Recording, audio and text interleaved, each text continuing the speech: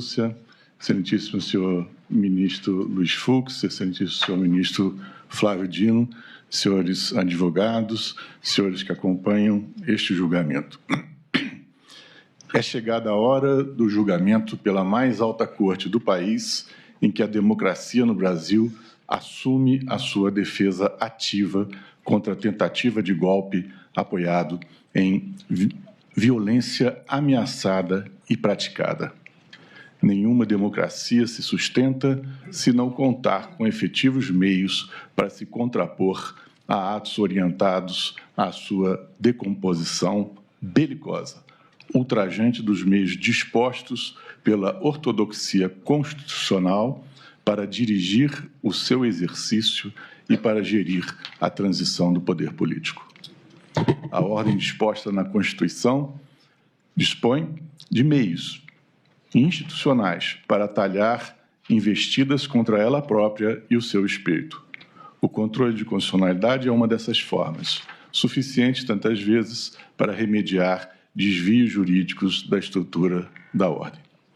Nenhuma providência jurisdicional, contudo, é de valia contra a usurpação do poder pela força bruta, que aniquila a organização regular desejada e arquitetada pela cidadania expressa pelo seu poder constituinte. Em casos assim, se a intentona vence pela ameaça do poderio armado ou pela sua efetiva utilização, efetivamente não há o que a ordem derruída possa juridicamente contrapor. A defesa da ordem democrática, contudo, acha espaço no direito democrático para se reafirmar, avantajar e dignificar quando o ataque iniciado contra ela não se consuma. Nesses casos, atua o Código Penal no capítulo dos crimes contra as instituições democráticas, prometendo castigo a atos de, artigo 359, letra L, tentar, com emprego de violência ou grave ameaça, abolir o Estado democrático de direito, impedindo ou restringindo o exercício dos poderes constitucionais. Da mesma forma, é combinada a pena para atos caracterizadores de tentativa de golpe de Estado, consistentes em, artigo 359, letra M, tentar depor, por meio de violência ou grave ameaça, o governo legitimamente constituído. Punir a tentativa frustrada de ruptura com a ordem democrática estabelecida é imperativo de estabilização do próprio regime, opera como elemento dissuasório contra o ânimo por aventuras golpistas e expõe a tenacidade e a determinação da cidadania pela continuidade da vida pública, inspirada no protagonismo dos direitos fundamentais e na constância das escolhas essenciais de modo de convivência política. As afrontas assintosas e belicistas contra a ordem constitucional democrática podem assumir formas diversas. A história registra profusão de ensaios dessa espécie. Os golpes podem vir de fora da estrutura existente de poder, como podem ser engendrados pela perversão dela própria.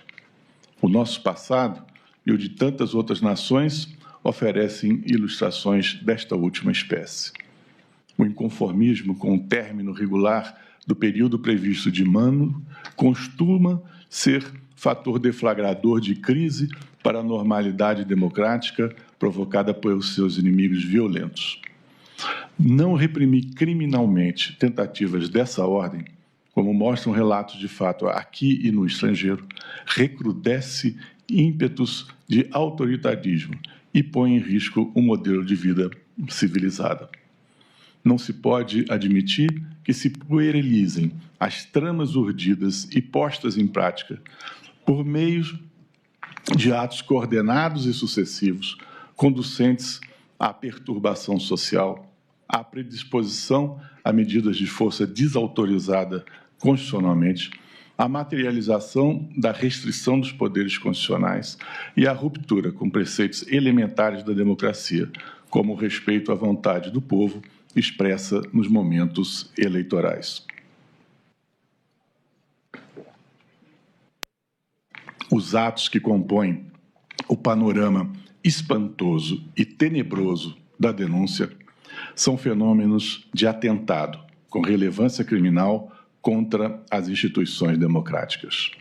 Não podem ser tratados como atos de importância menor, como devaneios utópicos anódinos, como aventuras inconsideradas, nem como precipitações a serem reduzidas, com o passar dos dias, ao plano bonachão das curiosidades tão só irreverentes da vida nacional.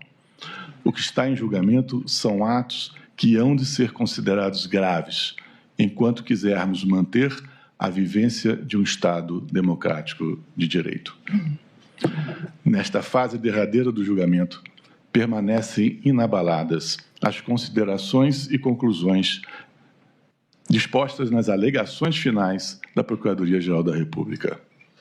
Nos próximos minutos, procederei a um apanhado, inevitavelmente resumido, das múltiplas ações do grupo denunciado, em que se nota uma unidade de propósito, o de impedir a chegada e o exercício do poder pelo presidente que concorria pela oposição, e o de promover a continuidade do exercício do poder pelo presidente Bolsonaro, pouco importando os resultados apurados no sufrágio de 2022.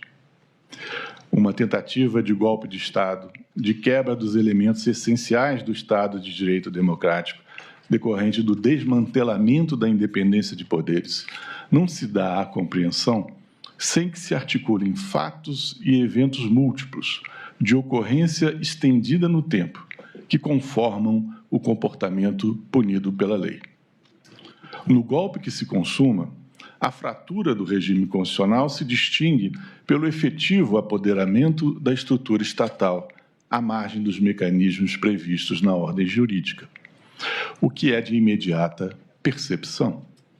Já a tentativa de insurreição depende de inteligência de eventos que, desligados entre si, nem sempre impressionam sob o ângulo dos crimes contra as instituições democráticas, mas que, vistos em seu conjunto, destapam uma unidade na articulação de ações ordenadas ao propósito do arbítrio e do desbaratamento das instituições democráticas.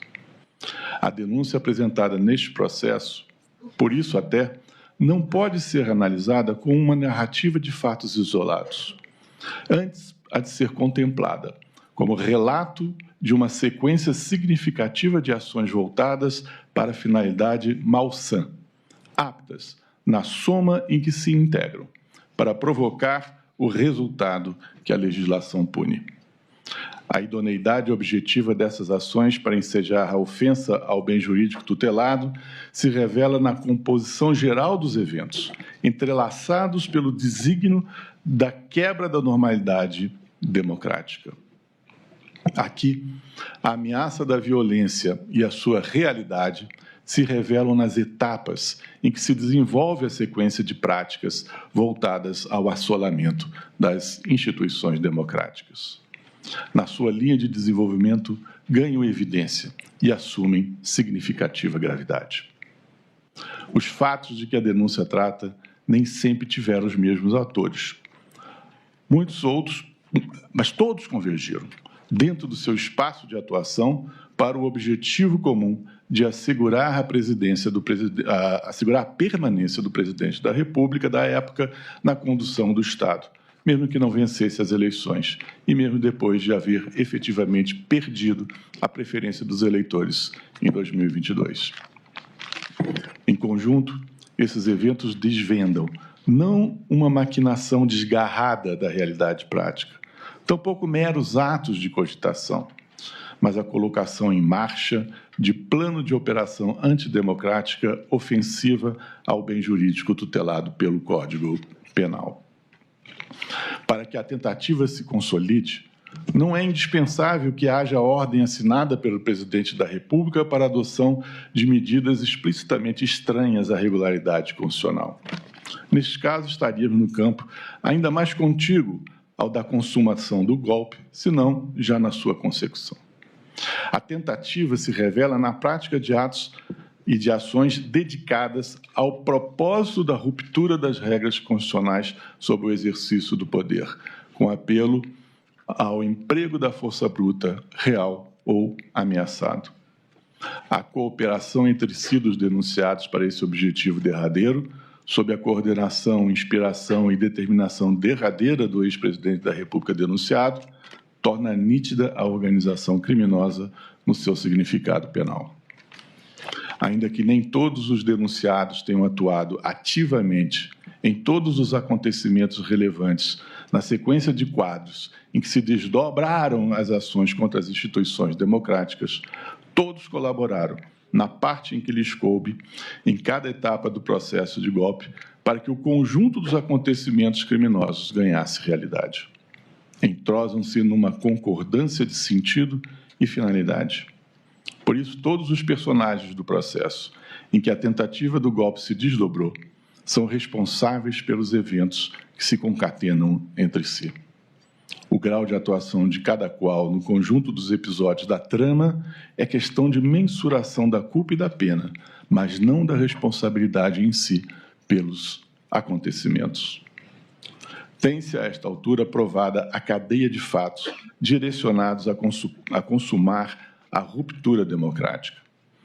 Está visto que, em vários momentos, houve a conclamação pública pelo então presidente da República de que não se utilizassem as urnas eletrônicas previstas na legislação, sob a ameaça de as eleições não virem a acontecer, bem como de resistência ativa, armífera, contra os seus resultados. Maquinaram-se insistentes campanhas de informações falsas sobre o processo eleitoral e sobre magistrados que os dirigiam. Pretendia-se que os ânimos populares se voltassem contra o judiciário no seu órgão de cúpula e contra os resultados de derrota nas urnas, pressentidos e, afinal, confirmados. Houve a concatenação de expedientes para subtrair competências legítimas do Poder Judiciário, sobretudo do Tribunal Superior Eleitoral e do Supremo Tribunal Federal. Tudo engendrado para facilitar a consumação da usurpação do poder em etapa posterior do desenvolvimento do golpe, para o que até integrantes do gabinete do governo já estavam listados. O presidente da República, comandante-maior das Forças Armadas, reuniu os mais altos militares das três forças para dar-lhes a conhecer seus planos. Logo mais, o ministro de Estado da Defesa, ele mesmo, convocou os comandantes militares para revelar-lhes a estratégia a ser adotada.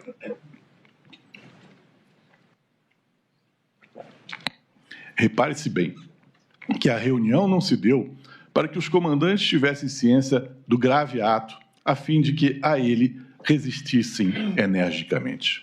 Não. Foram convocados para aderirem ao movimento golpista estruturado. Foram, então, expostos a minutas de decretos que estatuíam providências estapafúrdias para a normalidade constitucional a serem tomadas em detrimento das competências do Supremo Tribunal Federal e do Tribunal Superior Eleitoral e do processo sucessório do Executivo. Basicamente, fixava-se que o então presidente da República prosseguiria à frente do governo do país e se impediria a posse e o exercício do cargo pelo candidato que a população escolheu. O comandante da Marinha chegou a assentir ao convite para a intervenção no processo constitucional de sucessão do Executivo. Não é preciso esforço intelectual extraordinário para reconhecer que, quando o presidente da República e depois o ministro da Defesa convocam a cúpula militar para apresentar documento de formalização de golpe de Estado, o processo criminoso já está em curso.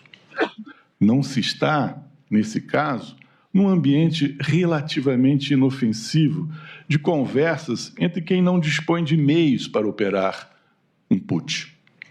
Quando o presidente da República e o ministro da Defesa se reúnem com os comandantes militares sob a sua direção política e hierárquica para concitá-los a executar fases finais do golpe, o golpe ele mesmo já está em curso de realização. Some-se a isso a campanha ignóbil, determinada pelo militar, candidato à vice-presidência, para destruir o ânimo legalista demonstrado pelos comandantes da Aeronáutica e do Exército ao se afastarem das etapas decisivas do Levante. A campanha pela adesão dos comandantes dessas duas forças prosseguiu não somente pela pressão difamatória de grupos sociais, como também por meio de carta pública de militares conjurando comportamento insurrecionista. A campanha ganhou corpo com acampamentos, incentivados e, em parte, mantidos pelos réus, à frente de instalações militares em vários pontos do país, e, mais notadamente, em Brasília, diante do quartel-general do Exército.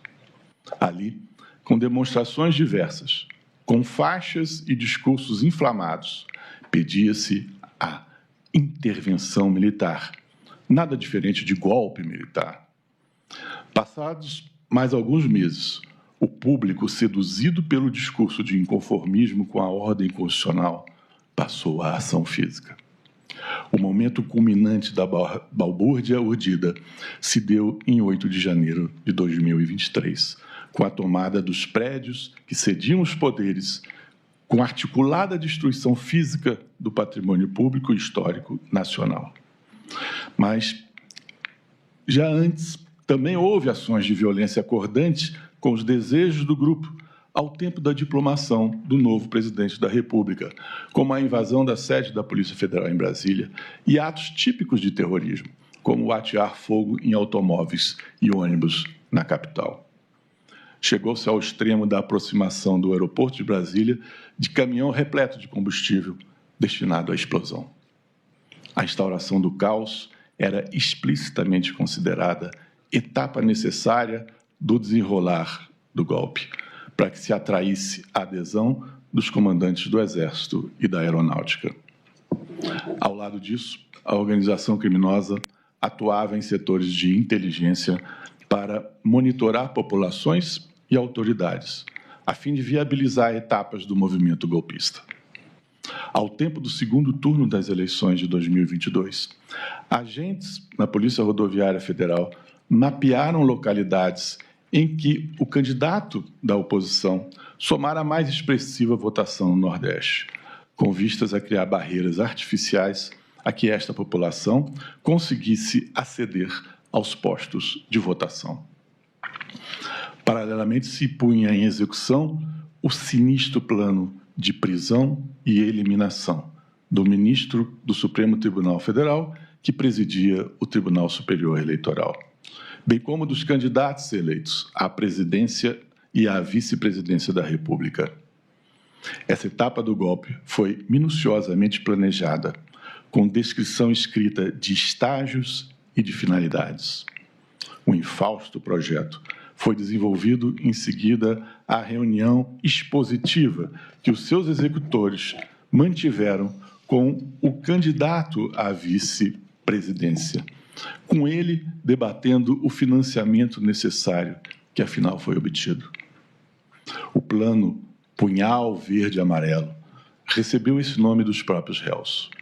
Teve a sua existência e autoria reconhecida pelo general Mário Fernandes, embora dizendo, com escasso poder persuasivo, que o elaborara como mero exercício de imaginação.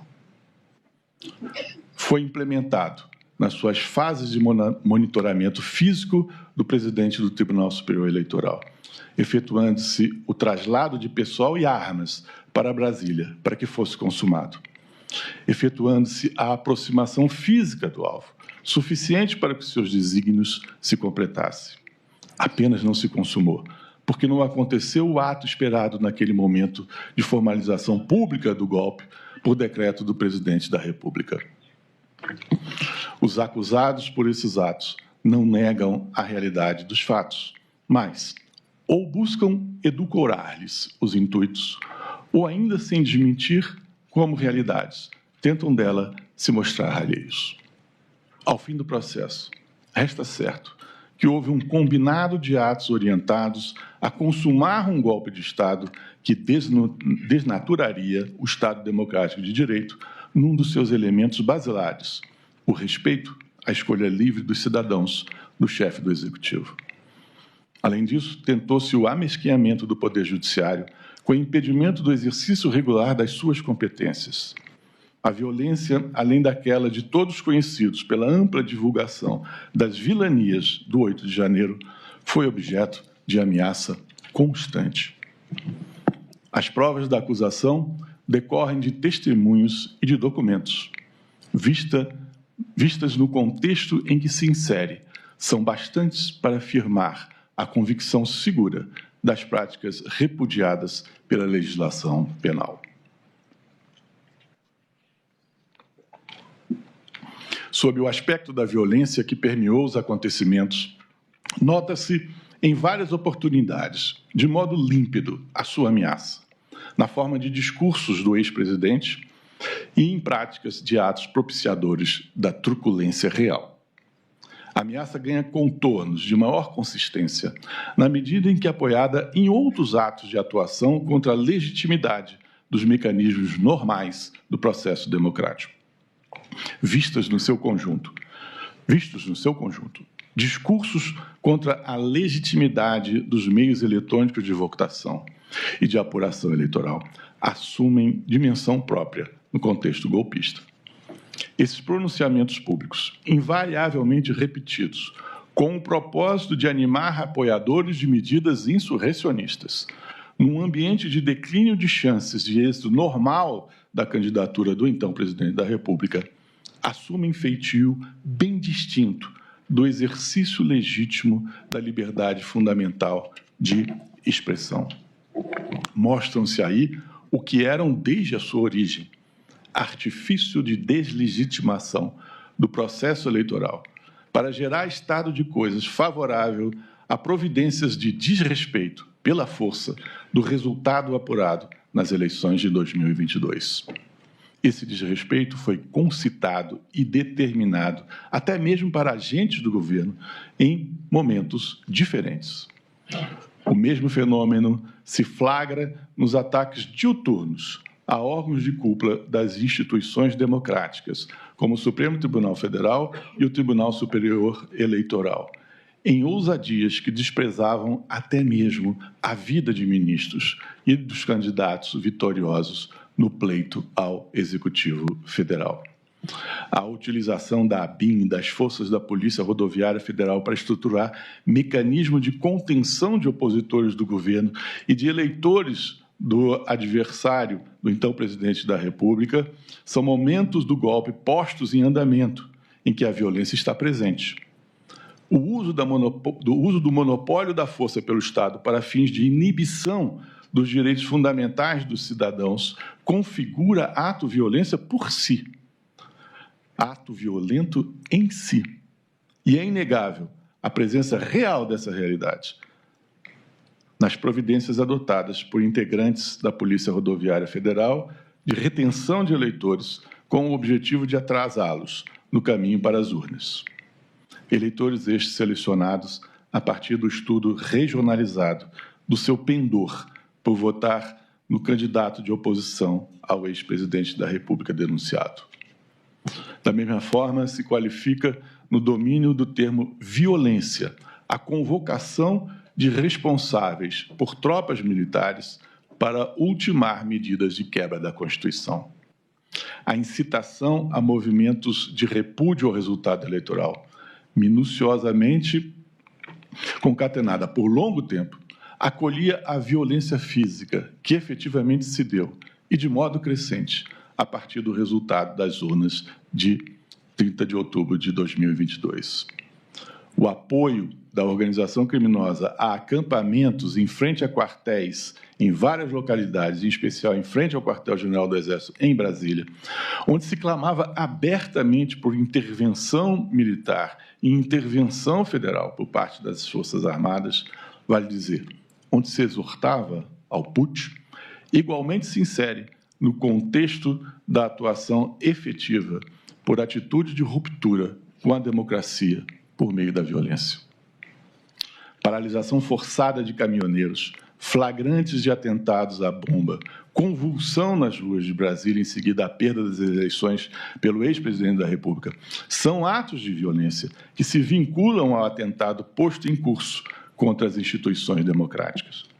O apogeu violento desses atos previstos, admitidos e incentivados pela organização criminosa ocorreu no dia 8 de janeiro de 2023, com a tomada por turba de apoiadores do ex-presidente da República das sedes de todos os 3 poderes federais, com depredação generalizada, sob gritos e urros em civis, mas com método e organização, acarretando feridos e saldo de elevados prejuízos materiais. Organização e método, a propósito, permeou o processo criminoso. Havia previsão de medidas de intervenção inaceitáveis constitucionalmente sobre o exercício das atividades do Poder Judiciário, elaboração de estrutura de poder a ser construída no desenrolar do golpe, bem como acertos de prisões espúrias e substituição de titulares de cargos públicos. Minutas de decretos instituindo essas providências foram encontradas e referidas, bem como até de discurso a ser proferido pelo ex-presidente da República logo após a consumação do golpe. O golpe não se consumou, uma vez que, não obstante tentado e insistentemente pelos denunciados, não obteve a adesão dos comandantes do Exército e da Aeronáutica. O empenho para cooptá-los ao empreendimento criminoso e, portanto, para levar o golpe a cabo, assumiu diversas formas, envolvendo ataques virtuais aos militares de alta patente que mantiveram, enfim, as Forças Armadas fiéis à vocação democrática que a Constituição lhes atribui. Houve, nesse sentido, a apresentação do plano de golpe pelo comandante-maior das Forças Armadas, o próprio presidente da República, e pelo ministro de Estado da Defesa.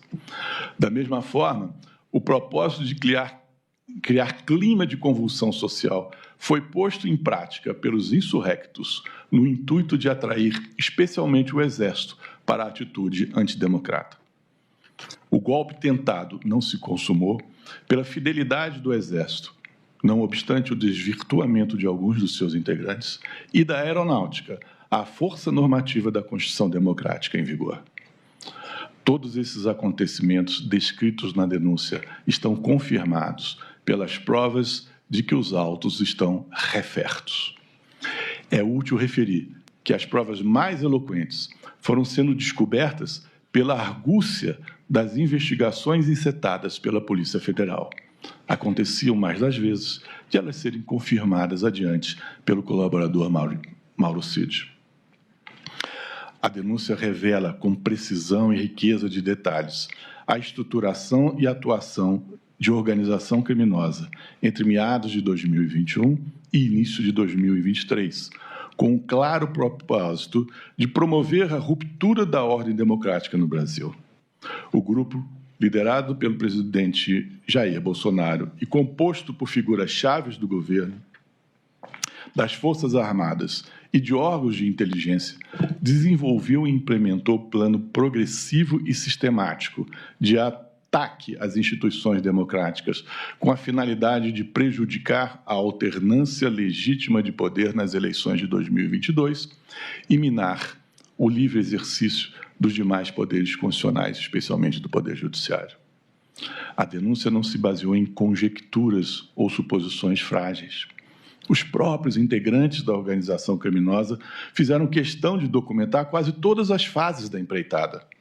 Assim, por exemplo, a denominada Operação 142, é uma alusão equivocada ao artigo da Constituição, foi encontrada em pasta intitulada Memórias Importantes.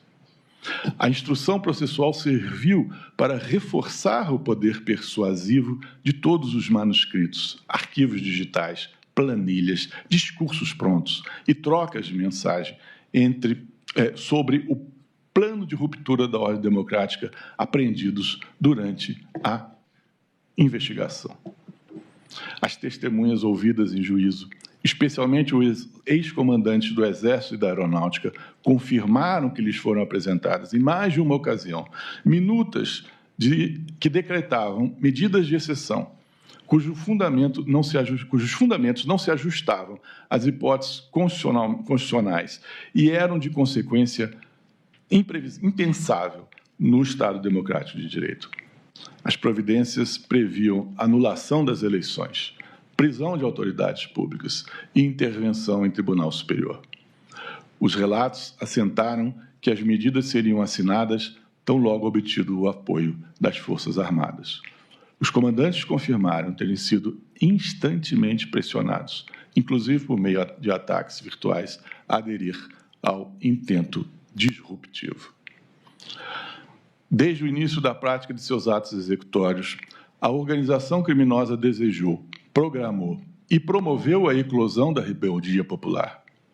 A todo momento, pela narrativa e propaganda, o grupo buscou a instabilidade social.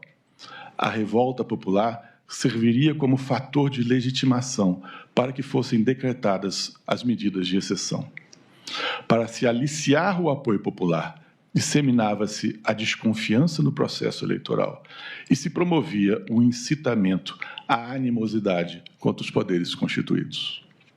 A tentativa de convencimento de autoridades do Exército e da Aeronáutica para o golpe não obteve o êxito esperado. O grupo conspirador enxergou, então, na geração de um cenário de instabilidade social, uma conjuntura útil para os seus propósitos, apta a motivar providências interventivas, arrastando o Exército para o proscênio das peripécias aspiradas. O 8 de janeiro de 2023, se não terá sido o objetivo principal do grupo, passou a ser desejado e incentivado quando se tornou a derradeira opção disponível. A ideia de manifestações na Praça dos Três Poderes, especialmente diante do Supremo e do Congresso Nacional, já estava no painel de ações animadas pelo grupo. Em troca de mensagens eletrônicas realizada em 11 de novembro de 2022, Rafael Martins de Oliveira indagou a Mário Cid: aí, o pessoal está querendo a orientação correta da manifestação. A pedida é ir para o Congresso Nacional e o Supremo Tribunal Federal? As Forças Armadas vão garantir a permanência lá? Perguntas recebidas. O réu colaborador respondeu: Congresso Nacional e Supremo Tribunal Federal. Vão. Os acampamentos de apoiadores e propugnadores do golpe na frente das organizações militares, sobretudo do Exército, eram incentivados, sendo parte importante da estratégia. Apurou-se que, em 2 de novembro de 2022, em 5 de novembro de 2022, em 13 de novembro de 2022 e em 18 de novembro de 2022, Mário Fernandes, à época chefe substituto da Secretaria-Geral da Presidência, esteve pessoalmente no acampamento montado em Brasília, conforme fotografias encontradas no seu dispositivo celular. Além do contato com manifestantes, comprovou-se o estreito vínculo entre o secretário e as principais lideranças populares. Foram fartas as comunicações entre Mário Fernandes e o líder de movimento de caminhoneiros, Lucas Durlo, que revelaram o suporte moral e material fornecido pelo governo de Bolsonaro às manifestações antidemocráticas. Os autos estampam diversos pedidos de orientações ao presidente da República por via de Mário Fernandes sobre como proceder nas atividades dos acampados. Mauro César Barbosa Cid confirmou que Bolsonaro deliberadamente estimulava a expectativa da população a fim de provocar situação que justificasse a intervenção das Forças Armadas. Em depoimento no Supremo Tribunal, ele disse: o então presidente sempre dava esperanças de que algo fosse acontecer para convencer as Forças Armadas a concretizarem o golpe. Esse foi um dos motivos pelos quais o então presidente Jair Bolsonaro não desmobilizou as pessoas que ficavam na frente dos quartéis. Mauro Cid também ressaltou a relevante participação de Braga Neto na incitação dos movimentos populares, afirmando que ele mantinha contato entre os manifestantes acampados na frente dos quartéis e o presidente da República. Braga Neto, significativamente, após as eleições, exortou os manifestantes a manter o ânimo. Em 18 de dezembro de 2022, deixou-se gravar, dizendo aos manifestantes que guardassem esperança, aspas, porque ainda não havia terminado e algo iria acontecer, fecham as aspas. E aconteceu.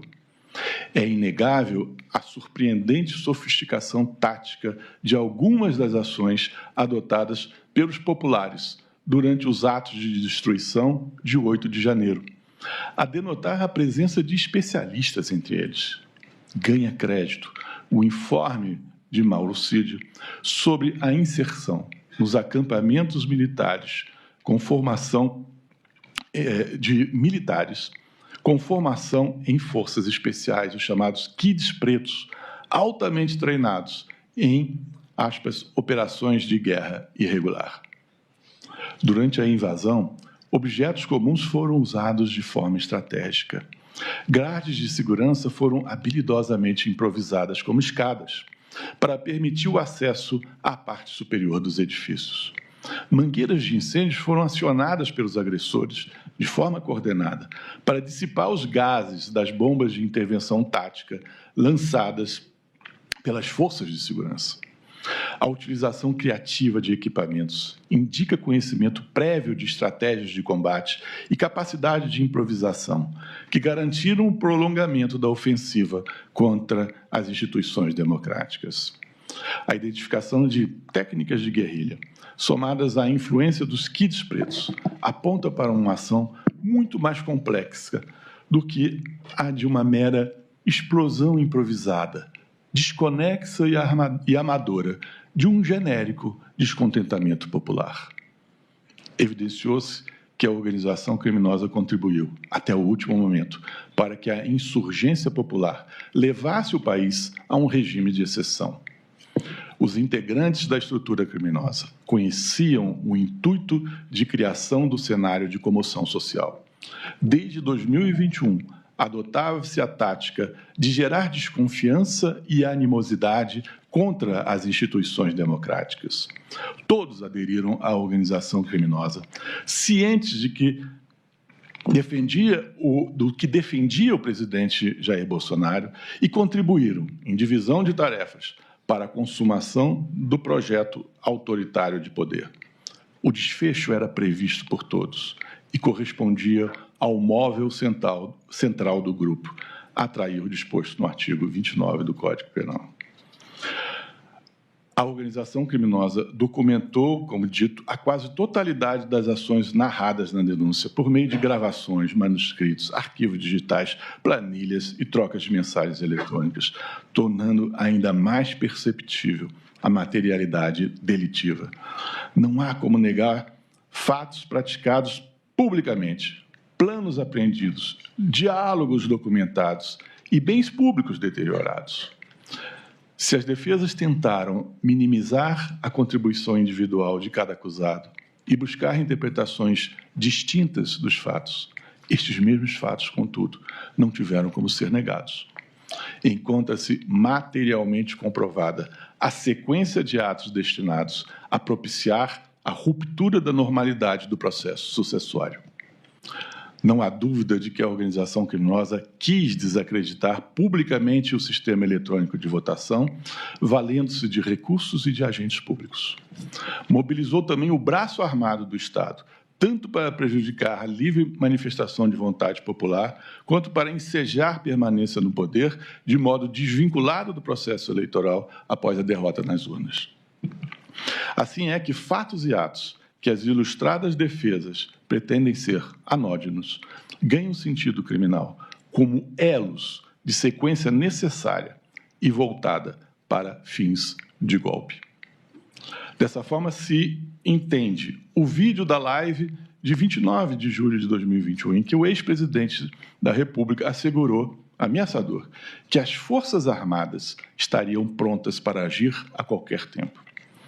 Comprovou-se que o então presidente atuou para que narrativa falaciosa fosse replicada por todos os meios e canais. No dia 3 de agosto de 21, em entrevista amplamente divulgada por veículos de imprensa, o então presidente sugeriu, em tom inequívoco, a adoção de medidas de força contra o Poder Judiciário, focando em tribunais superiores. Durante seu pronunciamento, aludindo diretamente ao ministro Roberto Barroso, afirmou ser necessário, aspas, um último recado para que eles entendam o que está acontecendo. Fecham-se as aspas. Impalpável ação de intimidação institucional. Repetiu a estratégia já conhecida de confundir povo e militância ideológica, utilizando a simbiose retórica para legitimar as ameaças às autoridades constituídas. Vejam mais o que ele disse. Se o ministro Barroso continuar sendo insensível, como parece que está sendo insensível, se o povo assim o desejar, porque devo lealdade ao povo brasileiro, uma concentração na Paulista para darmos um último recado para aqueles que ousam açoitar a democracia. Repito, o último recado para que eles entendam o que está acontecendo. Passem a ouvir o povo e eu estarei lá. Encerram-se as aspas. No dia seguinte, em 4 de agosto, o presidente Bolsonaro voltou a utilizar uma transmissão ao vivo, desta vez no programa Os Pingos nos Is, da Jovem Pan, para reiterar alegações infundadas quanto ao sistema eletrônico de votação. Alegou sem prova que o código-fonte das urnas eletrônicas teria sido acessado por um hacker em 2018, com potencial para interferir no resultado eleitoral. Acusou o Tribunal Superior Eleitoral de acobertar tais fatos e dirigiu ataques diretos ao ministro Barroso, a quem chamou de mentiroso. A narrativa de fraude se agravava e os alvos institucionais se tornavam cada vez mais definidos.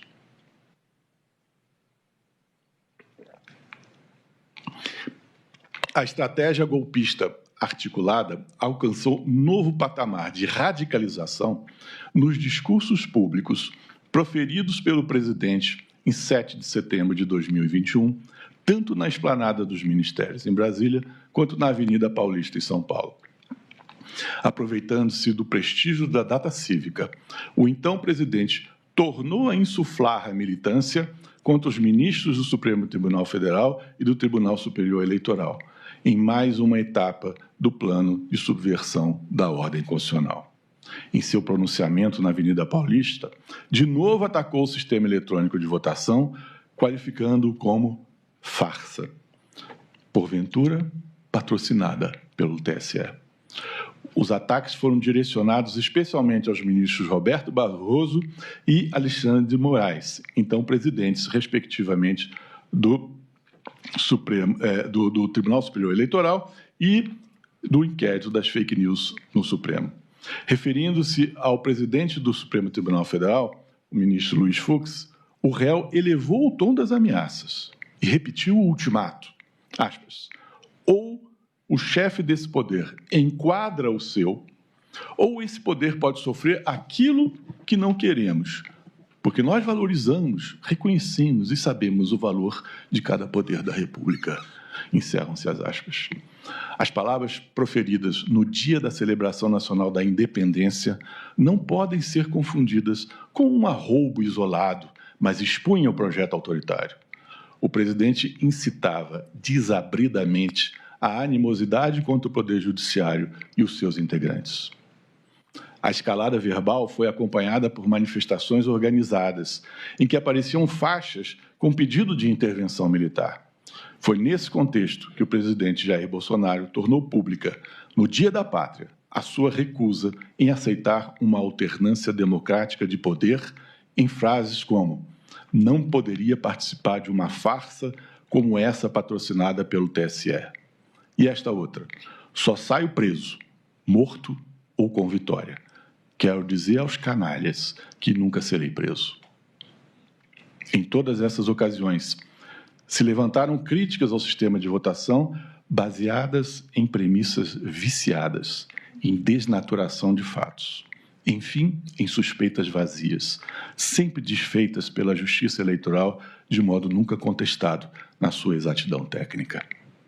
A finalidade era inequívoca: fomentar desconfiança generalizada no processo eleitoral, incitar a militância contra os poderes constituídos e dispor a população para rechaçar a derrota nas urnas. A apropriação das estruturas, datas cívicas e símbolos estatais em favor dessa narrativa indicam a gravidade do desvio de finalidade. Procurava-se revestir de legitimidade uma trama de ruptura.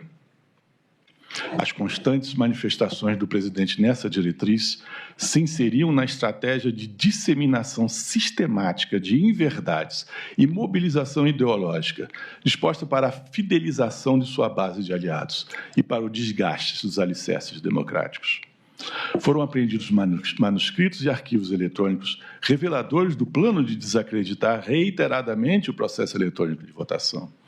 O planejamento prévio de fabricação de discurso contrário às urnas eletrônicas está demonstrado na agenda apreendida na residência de Augusto Heleno e em arquivos encontrados com Alexandre Ramage. Nele se verifica a estruturação de diversos ataques à confiabilidade das urnas eletrônicas. A escalada da agressividade discursiva não era episódica nem improvisada.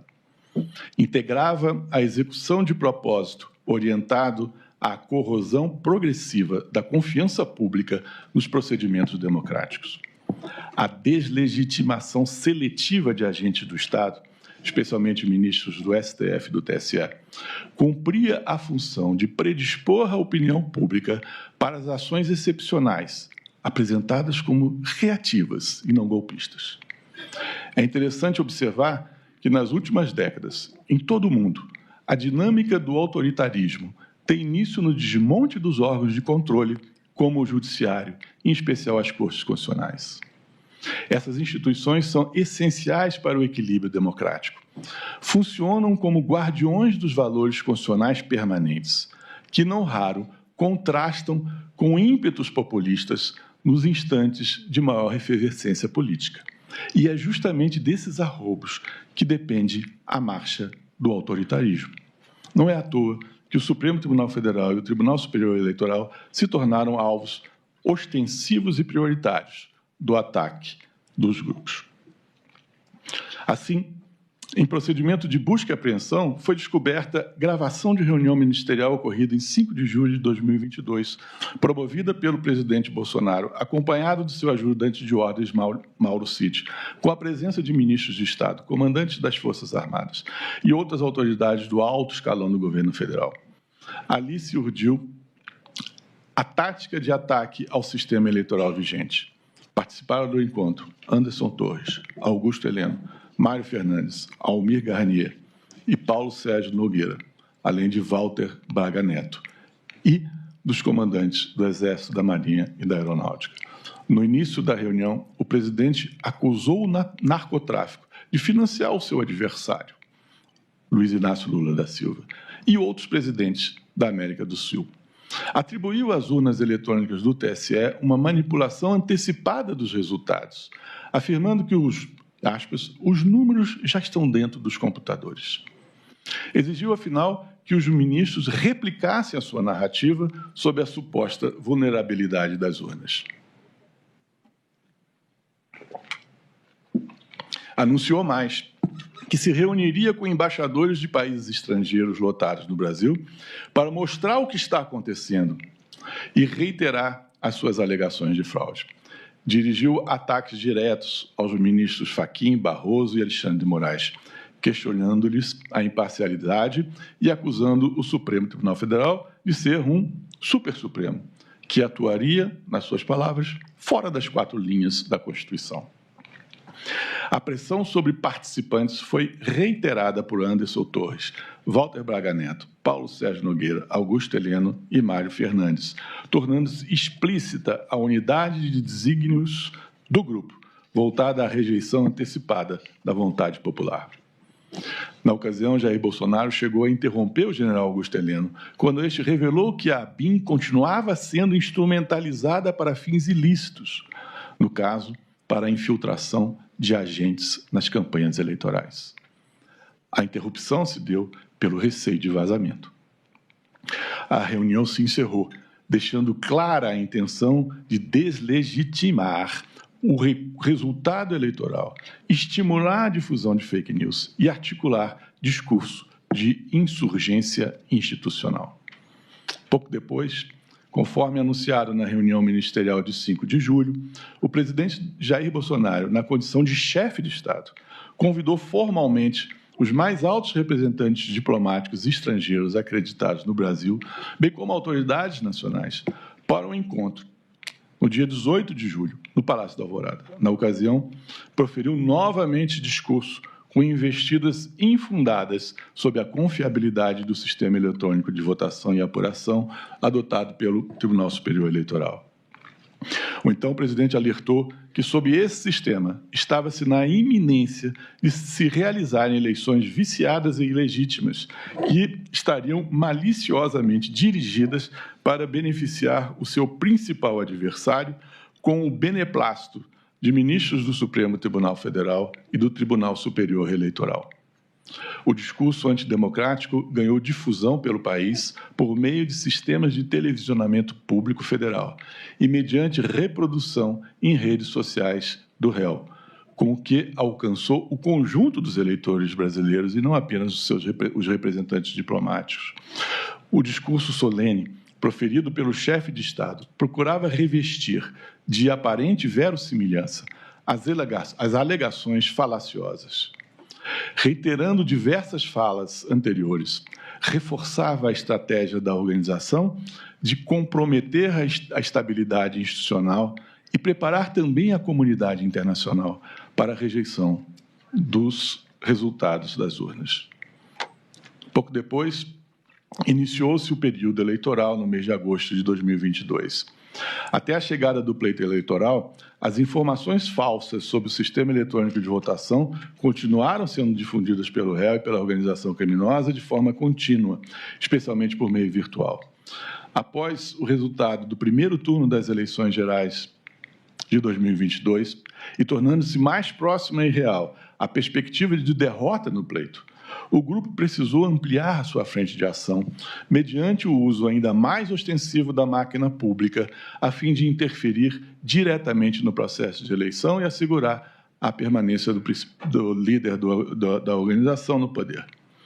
Os réus se utilizaram especialmente da estrutura da Polícia Rodoviária Federal sob o comando de Silvinei Vasquez para obstruir o funcionamento do sistema eleitoral. A estratégia era de dificultar a participação dos eleitores que fossem presumidos contrários ao então presidente. E o plano foi posto em prática. Na implementação do esquema antidemocrático, o grupo contou com significativa atuação de Anderson Torres, Marília Alencar e Fernando Oliveira, que mais adiante integrariam a cúpula da Secretaria de Segurança Pública do Distrito Federal, responsável pelo emprego das forças de segurança nos atos de insurgência de 8 de janeiro de 23. O intento de utilização da estrutura do Estado em benefício do candidato à reeleição ficou explícito na produção de um Business Intelligence, BI, dedicado aos resultados eleitorais. O objetivo era coletar informações sobre os locais onde Lula da Silva havia obtido uma votação expressiva no primeiro turno e onde Bolsonaro havia sido derrotado, com foco especial nos municípios da região Nordeste. Durante as reuniões e apresentação e discussão do policiamento direcionado, os principais executores do intento explicitaram aos presentes o objetivo de propiciar a permanência de Jair Bolsonaro no poder. Essa meta foi reconhecida nos depoimentos prestados pelas testemunhas Adiel Alcântara e Clepson de Paula Vieira.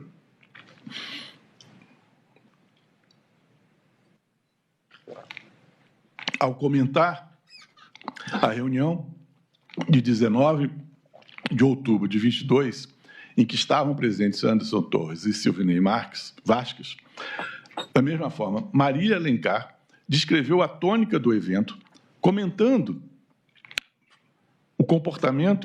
avaliando o comportamento de Anderson Torres, então ministro da Justiça. Isento? Coisa nenhuma. Eu traduzo para a linguagem urbana o que foi dito. meteu logo um 22. Paralelamente, mensagens eletrônicas e depoimentos confirmam ter sido postergada a divulgação do relatório produzido por autoridades militares, que abonava a idoneidade do sistema eletrônico de votação e dos procedimentos eleitorais no primeiro turno. O atraso atendia ao intuito de manipular a inteligência popular e manter clima de indignação e revolta criado e fomentado pela organização. Sobre a apropriação das estruturas de Estado, merece realce novamente a atuação atípica da ABIN durante o governo Bolsonaro. O então diretor-geral da agência, Alexandre Ramagem, dispunha de sala própria no Palácio do Planalto, local onde despachava regularmente com o presidente da República. O ministro-chefe do Gabinete de Segurança Institucional, o general Augusto Heleno, também manteve todo o tempo o contato próximo com o presidente, conforme ele próprio atestou em juízo, dizendo: não houve um afastamento meu do presidente. Eu recebi o presidente diariamente na chegada dele ao palácio e o acompanhava até o gabinete. Muitas vezes eu assistia às audiências de ministros com ele. Então eu ficava bem informado, porque eu ouvia, mas era pouca gente. Saía e ia para o meu gabinete, mas eu tinha acesso assegurado ao gabinete presidencial. Eu não me afastei do presidente. A ABIN e o GSI operavam como instâncias de inteligência paralela, prontamente acionados pelo presidente da República, com acesso direto e sem intermediação. Esse núcleo atuava como central de contra-inteligência da organização, utilizando indevidamente ferramentas de pesquisa e monitoramento da ABIN para espionar, sem autorização judicial, adversários políticos. Ainda, documentos apreendidos com Ramagem e Heleno, destinados a orientar as ações de Jair Bolsonaro, revelam que estava em pauta a adoção de providências formais de descumprimento de ordens judiciais que o Executivo considerasse manifestamente ilegais.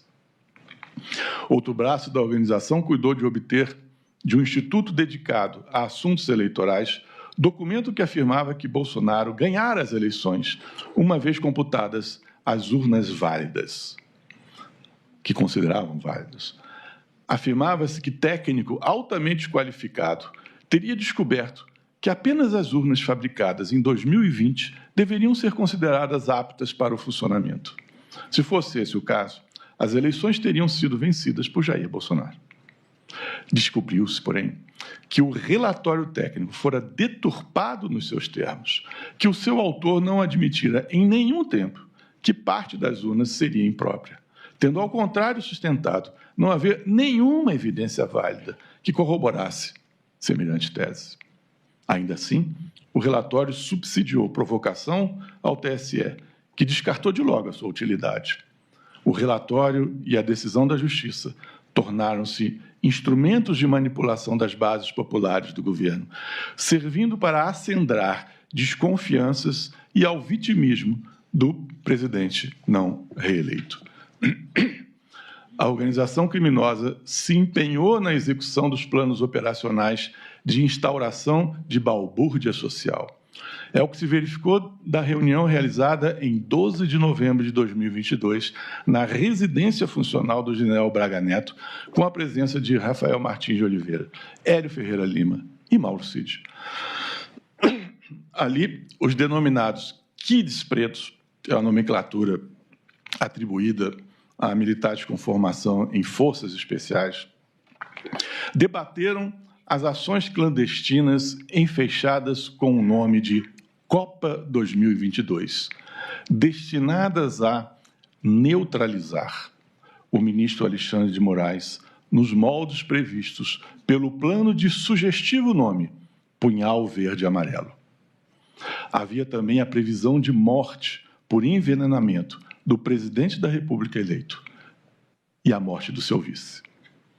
Os autos confirmam a prática de atos de início de execução desses planos, com atividades de seguimento das autoridades e compartilhamento de dados de segurança.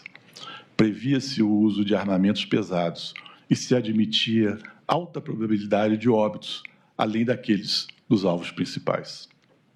O plano Punhal Verde-Amarelo estava em linha com outros documentos relevantes, também descobertos em poder dos réus. A planilha com o nome Desenho OP Luneta minudenciava as etapas de implementação do golpe de Estado, com análise de fatores estratégicos de planejamento. Estava declinado o objetivo de, aspas, restabelecer a lei e a ordem por meio da retomada da legalidade e da segurança jurídica e da estabilidade institucional, fecham-se aspas, confirmando o intuito da organização criminosa de desconstituir as estruturas vigentes com base em suas próprias noções de lei e ordem. Havia previsão de não admitir governo ligado a ideologias de esquerda. O documento antecipava um decreto a ser assinado por Jair Bolsonaro, a fim de institucionalizar a tomada de poder, e apontava a necessidade de uma, aspas, estrutura de apoio para o estabelecimento de um gabinete central de crise e gabinetes estaduais.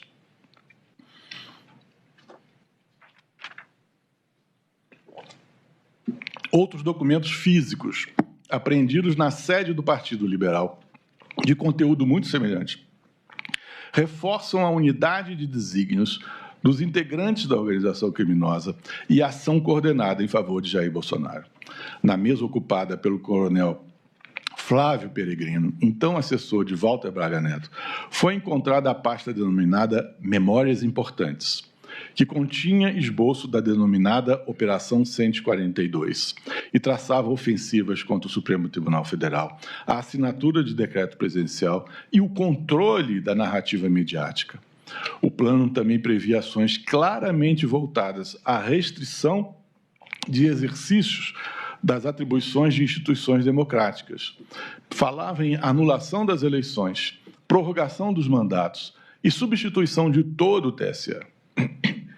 No tópico Linhas de Esforço, o arquivo propunha ações de interrupção do processo de transição, mobilização de juristas e formadores de opinião e enquadramento jurídico do decreto no artigo 142. Era aquele mecanismo de rejeição das decisões do Supremo que desagradassem o Poder Executivo. Deixava-se evidente o escopo do grupo de depor o governo legitimamente eleito e permanecer no poder de forma autoritária. Esse objetivo chegou a ser declarado de forma expressa ao final do documento, em que se lia: Lula não sobe a rampa. O objetivo comum de permanência no poder também é extraído de outro documento encontrado na sede do Partido Liberal, na sala do próprio ex-presidente Bolsonaro. O material arrecadado consistia num texto impresso sobre declaração de, aspas, estado de sítio e decretação de operação de garantia da lei e da ordem. Tratava-se do discurso a ser recitado pelo ex-presidente Bolsonaro no momento da efetivação do golpe. O mesmo texto também foi encontrado no aparelho celular de Mauro Cid.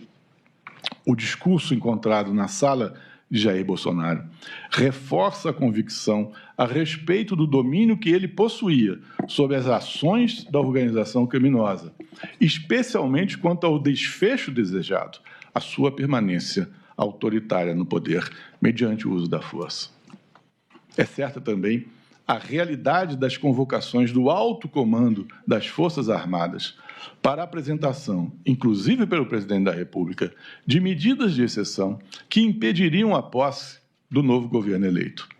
Provam-no depoimentos, registros de entrada no Palácio da Alvorada, minutas apreendidas em poder dos acusados e conversas de WhatsApp sobre as reuniões de apresentação do decreto golpista. As minutas golpistas foram sendo refinadas ao longo do tempo. Assim, se a primeira previa a prisão de 2 ministros do Supremo Tribunal e do presidente do Senado Federal, mais adiante, os conjurados acharam suficiente o encarceramento do presidente do TSE.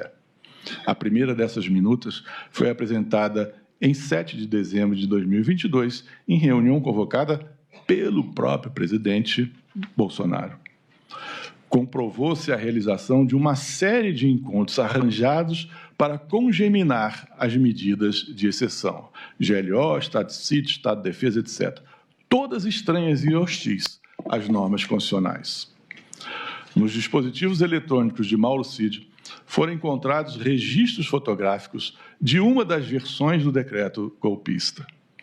Em juízo, o general Freire Gomes confirmou que Jair Bolsonaro apresentou a ele minuta golpista semelhante, prevendo institutos excepcionais como os revelados na mídia apreendida pelas investigações.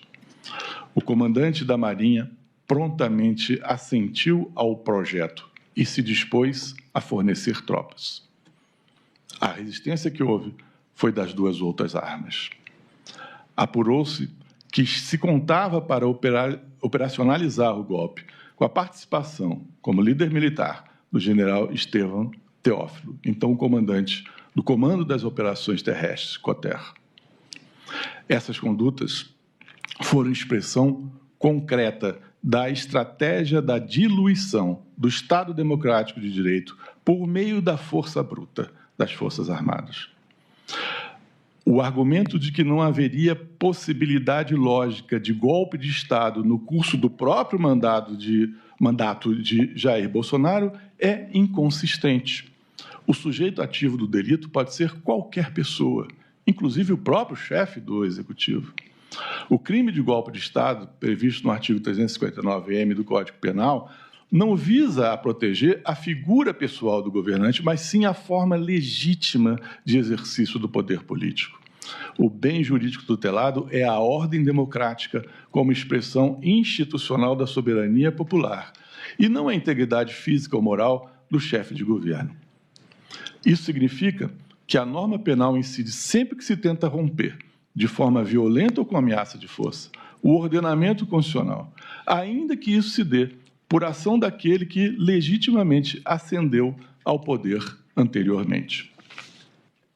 O autogolpe, nesse cenário, é também golpe punível, consistindo em desvio funcional gravíssimo, já que se origina dentro das instituições e opera contra elas. Antes de encerrar, observo que, por ocasião das alegações finais, a Procuradoria-Geral da República reafirmou a validade do acordo de colaboração premiada celebrada por Mauro Cid na Polícia Federal. Os relatos de Mauro Cid foram úteis para o esclarecimento dos fatos relacionados à investigação. Embora a Polícia Federal tenha descoberto a maior parte dos eventos descritos na denúncia de forma independente, a colaboração de Mauro Cid acrescentou-lhes profundidade. A manifestação final da Procuradoria buscou, entretanto, refletir o valor das contribuições ao processo investigativo, ponderando omissões percebidas. Sabidamente, o acordo de colaboração é negócio jurídico em que o réu reconhece a prática dos delitos. Daí ser de se desprezar, por paradoxal, a negativa expressa no instante das alegações finais de participação no empreendimento criminoso delatado. Não custa recordar que não existe entre nós a figura da mera testemunha premiada. Enfim, o conjunto dos fatos relatados na denúncia e suficientemente provados ao longo do feito, que obedeceu pontualmente aos parâmetros do devido processo legal, leva a Procuradoria-Geral da República a esperar juízo de procedência da acusação deduzida. Muito obrigado.